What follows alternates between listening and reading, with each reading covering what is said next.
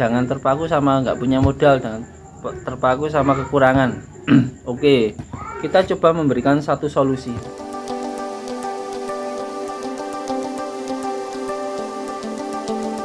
Bismillahirrahmanirrahim. Assalamualaikum warahmatullahi wabarakatuh. Alhamdulillahirrabbilalamin. Seperti biasa kita baca-baca komentar dari teman-teman.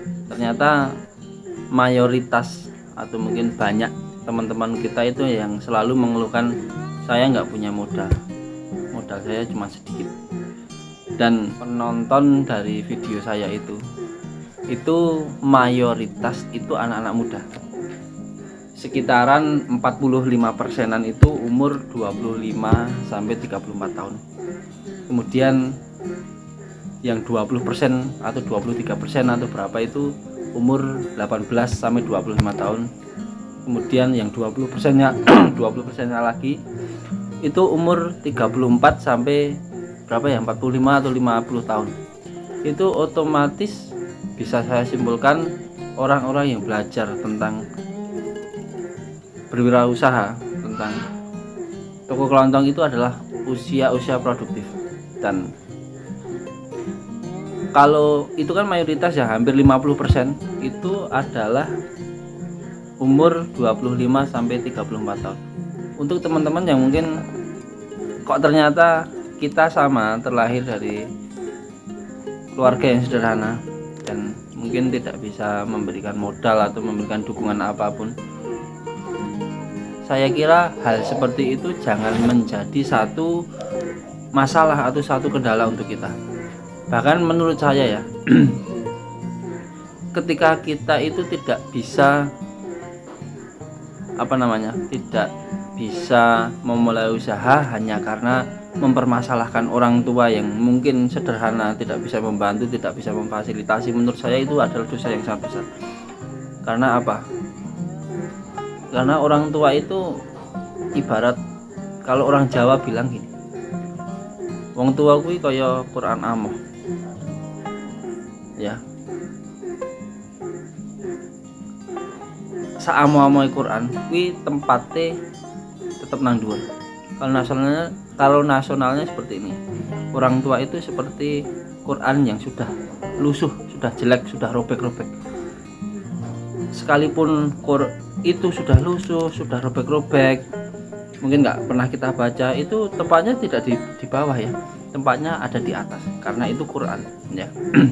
Jadi untuk mungkin ada teman-teman yang masih terkendala modal, itu jangan menjadi beban. Yang penting itu kemauan panjenengan harus punya kemauan yang lebih besar dari kendala yang mungkin saat ini kendala utamanya adalah modal. Ini ya, mungkin dari tadi saya itu bilang kalau nggak punya modal nggak apa-apa, gini. Nanti jangan terpaku sama nggak punya modal, jangan terpaku sama kekurangan. Oke, kita coba memberikan satu solusi supaya teman-teman itu tidak selalu atau tidak melulu menyalahkan keadaan. Kita bicara satu contoh mencari modal. Misal kita kok nggak punya modal atau mungkin modalnya masih sedikit, ini bisa dicoba ya. Dan ini syar'i, ini tanpa riba ya. Begini, bicara tentang penambahan modal, dulu itu saya pernah mengajak teman saya itu kerjasama. Saya pernah bilang sama teman dulu waktu masih konter pulsa, belum seperti ini, dan saya masih memulai menambah produk toko kelontong itu baru 300.000. Itu saya kok belajar di YouTube cara atau bagaimana cara menambah modal. Kok ternyata ketemu sama kerjasama ya, bagi hasil. Ini bicara tentang bagi hasil. Dulu itu saya mau menambah satu produk rokok, saya terang-terangan bicara sama teman yang dibutuhkan 1 juta. Nanti cara kerjanya seperti ini. Mungkin kalau dulu teman saya itu modalnya saya yang mengerjakan atau kita yang memutarkan uang. Dan harus digarisbawahi, kalau di di depan atau di muka itu kita harus bilang, kita harus transparan. Saya bilang nanti uang 1 juta ini saya belanjakan rokok ya. Nanti rokoknya dapatnya apa kita catat, kita akan buat pembukuan. Kemudian untuk bagi hasilnya kita harus bicarakan, harus deal ya. Bagi hasilnya kalau saya dulu itu teman saya 40%, saya 60%. misal ya satu rokok itu kok dapat untung 1000, dia dapat 400 rupiah, saya dapat 600 rupiah. Dulu itu kan ya masih sedikit ya, masih 300.000 itu otomatis yang rokok belum saya kulak, belum saya belanja, belum saya pajang, atau saya belum bisa menjual di toko saya, itu bisa terbantu dengan seperti itu. Tetapi kalau saya itu dulu pakai perjanjian atau mungkin bilang sama teman saya, mungkin kerjasama ini nggak lama, mungkin cuma 1 tahun. Dan selama 1 tahun itu saya kumpulin nih keuntungan dari rokok ini. Kalau rokok kan cepet ya, 1 juta itu kita belanjakan semua, kita lihat yang laku apa, kita catat, kemudian pembukuannya setiap 2 minggu sekali atau 1 minggu sekali ya, saya lupa, mungkin 10 hari atau 2 minggu lah. Itu dia dari 40% itu teman saya itu dapat uang 200.000. Modalnya 1 juta, setiap 2 minggu sekali saya kasih hasil sama teman saya 200.000. 200.000 kan 40% ya. Berarti kalau 40%-nya Pak RT ya, kita lanjutkan ya. Karena ini belum tutup dan kondisi habis hujan, agak malam, mungkin jam berapa ini? Jam 9-an. Kita lanjutkan tadi sampai mana ya? Sampai setiap 2 minggu sekali kita kasih teman saya itu 200.000. Berarti kalau itu 40%, kalau saya 60%, berarti kan lebihnya kan 20% ya. Berarti kira-kira saya itu dapat 300.000 dari rokok ya. Setiap 2 minggu saya itu dapat 300.000, teman saya dapat 200.000. Jadi 1 juta penghasilannya selama 2 minggu itu 500.000. Nah ya, kalau ada teman-teman sekarang yang mendengar saya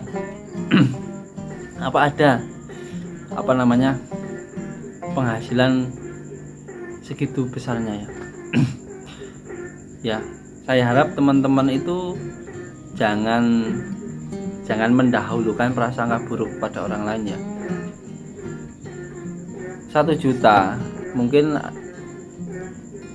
bagi teman-teman yang selalu mempunyai idealisme yang kalau 1 juta kan dibuat kulaan rokok itu cuma berapa slop, mungkin satu slopnya kan mungkin 200.000, cuma 5 slop, 5 macam rokok ya. Itu kan panjenengan ya. Kalau saya itu realistisnya seperti ini ya. Karena uang dulu itu cuma 1 juta, kita bagi, dan saya itu tidak harus kulaan 1 slot, bahkan 2 pieces rokok itu nggak masalah. Yang penting kita tahu arusnya bagaimana. Bahkan saya tahu biasanya rata-rata rokok A sehari laku 2, B 3, dan seterusnya. Kita tahu, kita catat. Cuman saya mau menunjukkan pembukuannya kok ternyata sudah nggak tahu, saya simpen di mana, tapi ada, cuman saya cari-cari nggak ketemu ya. Sampai mana saya nggak tahu ya, tadi terpotongnya sampai mana ya. Intinya mungkin kok janggal ya buat teman-teman, modal 1 juta kok selama 2 minggu dapatnya 500.000. Kita coba rinci saja ya. 500.000 itu 1 minggu 2 minggu ya. 2 minggu itu berapa hari toh? 2 minggu itu 14 hari ya. Kita hitungnya 10 hari saja. 500.000 kalau 10 hari seharinya 50.000. 50.000 misal satu rokok itu 1000 keuntungannya, berarti sehari cuman jual 50 bungkus.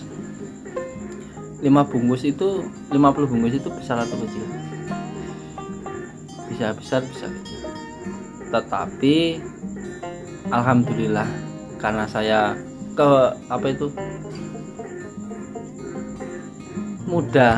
masih muda, teman-teman juga banyak. Di samping itu karena memang di rumah sendiri, saya itu ternyata dulu kok temennya juga banyak.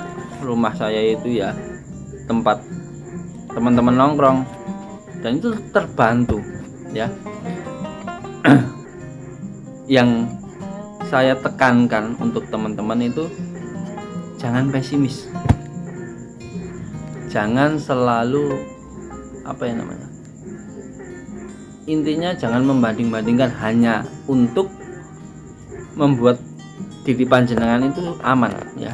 Aman dalam artian panjenengan tidak bisa mengakui kalau saya nggak bisa hal itu, nggak ya. Kita harus benar-benar, kalau belajar kita itu harus benar-benar bersih hatinya. Kita harus siap terima kritik, kita harus siap dikomplain, dan kita harus siap menerima kekurangan kita. Itu salah satunya kenapa kok selama 2 tahun sampai 3 tahun ya, 2 tahun kok saya bisa buat toko kecil, ruko ya, bukan ruko, toko. Untuk mengatasi kekurangan modal yang kedua, dulu itu saya sampai posting-posting di Facebook, kita buat story WA. Intinya seperti ini, saya punya toko tapi belum ada isinya masih sedikit. Siapa saja yang mau titip boleh, nanti saya bayar setelah barangnya laku. Dan itu banyak yang baca dan banyak yang menawarkan, banyak yang gagal ya. Tidak kita tutupi. Mungkin ada beberapa orang yang titip di toko kita dulu itu menyesal ya. Soalnya memang banyak yang gagal. Mungkin ada beberapa 10-15 orang mungkin, dari keripik singkong, dari keripik ya, intinya makanan-makanan seperti itu. Ada yang gula aren, ada yang melinjo, emping melinjo itu juga ada.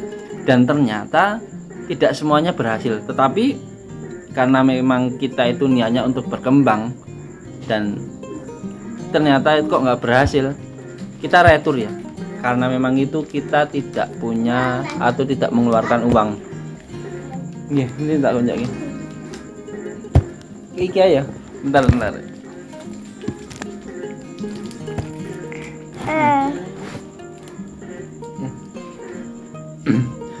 ya. Karena dan untuk pengusaha, meskipun kita itu kecil, tetapi kita itu bukan untuk mengguri ya. Kita cuman ingin berbagi pengalaman saja bagaimana kita mengatasi kekurangan modal ya. Saya share di Facebook, kita buat di grup-grup bisnis, kita di grup-grup komunitas wilayah kan ada ya, entah itu per kabupaten, per kecamatan, itu saya yakin ada. Mungkin ada yang aktif di YouTube di Facebook ya, share itu juga. Bahkan saya tulisin di depan itu, terima penitipan barang. Teman-teman saya itu dulu sampai gelinya itu tahu, entah mereka itu ketawa kenapa, atau mungkin entah kasihan, atau mungkin menyepelekan atau apa, saya nggak tahu. Dan saya nggak peduli soal anggapan orang tentang saya, karena memang modalnya kita tuh dulu belum banyak, tetapi kita mempunyai satu mimpi, dan satu mimpi itu bisa kita raih hanya dengan usaha yang benar-benar kita kerjakan bersungguh-sungguh ya. Ya, Yang pertama tadi kerjasama bagi hasil, yang kedua itu penitipan. Nah, itu kan ke grosir ya, ke grosir, kemudian kita tanya-tanya sales kita, karena kita tahu, kita belajar di YouTube, kita tanya-tanya sama orang yang sudah dahulu bergelut di toko kelontong. Kita itu tanya, ternyata ada satu kesempatan barang tempo, dan itu kalau saya, pikiran saya dulu, karena saya itu modalnya kecil dan saya menginginkan modal, itu pikiran saya, wah bisa ini bisa, dan saya akan kejar ini. Singkat cerita, kita tanya nomornya sales. Pertama itu apa ya, kalau nggak salah, kalau bukan Wing ya Indomarko. Oh enggak, malah Garuda Food. Tapi kalau Garuda Food sampai sekarang nggak bisa tempo, itu cash ya. Bahkan itu saya tanya Garuda Food nggak bisa tempo ya, Wing Food, Wing Care, kemudian Indomarko, bahkan orang tua, bahkan ya banyak ya, itu bisa tempo, dan itu bisa singkat sekali. Kita bisa tempo berapa, kalau Wing itu kalau nggak salah 2 juta batasnya, maksimalnya 2 juta ya, dan itu pembayaran selama 2 minggu. Itu membuat instan toko kita berkembang, dan toko kita itu ternyata bisa kelihatan isi dan bisa mempercepat pertumbuhan toko kita. Untuk teman-teman yang mungkin mendengarkan dari tadi, bisa digarisbawahi kenapa saya menekankan jangan berhenti pada 1 kendala, 2 kendala, atau 3 kendala.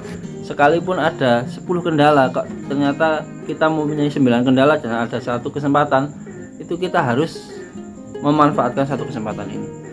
Tetaplah berpikir positif, kita itu masih muda. Karena saya tadi bilang ya, penonton konten saya itu ternyata kok umur 18 sampai 40-an tahun, itu yang paling banyak. Itu hampir 80-90%. Dan sisanya entah itu anak kecil atau orang tua yang memang sudah menikmati hidupnya ya. Karena saya masih 30 tahun ya, 30 tahun, dan saya merasakan semangat yang sangat menggebu-gebu. Saya harap itu ada di diri panjenengan, entah panjenengan itu laki-laki atau perempuan, sama saja ya. Semoga video kali ini membantu, dan semoga video ini membuka pikiran teman-teman. Saran saya, tetap semangat, terima kritik dari orang lain, terima kekurangan kita, jangan lupa mencoba hal baru. Salam berdagang, akhirul kalam. Assalamualaikum warahmatullahi wabarakatuh.